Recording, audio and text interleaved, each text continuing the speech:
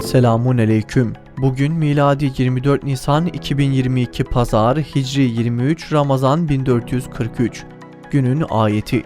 İnsanları sorgulama zamanı yaklaştı. Kendileri ise gaflet içinde yüz çeviriyorlar. Günün hadisi.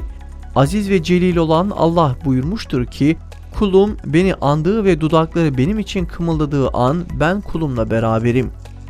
Tarihten haberdar olmak için tarihte bugün neler yaşandı hep birlikte bakalım. 1512 Yavuz Sultan Selim tahta çıktı. Babası 2. Bayezid'i tahttan indiren Yavuz Sultan Selim, doğuya düzenlediği 2 seferle hilafetin merkezini İstanbul'a taşımıştır.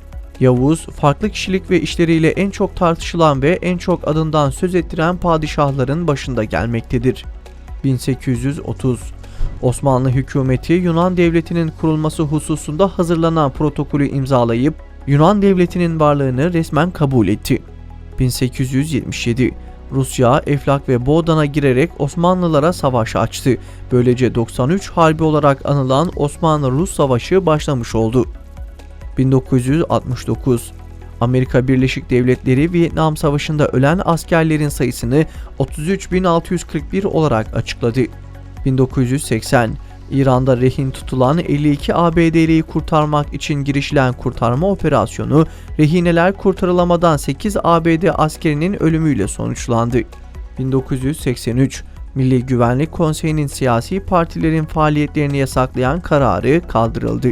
2000 Koalisyon ortakları 9 saatlik zirvenin ardından Anayasa Mahkemesi Başkanı Ahmet Necdet Sezer'in Cumhurbaşkanı adayı olmasında uzlaştıklarını kamuoyuna açıkladılar.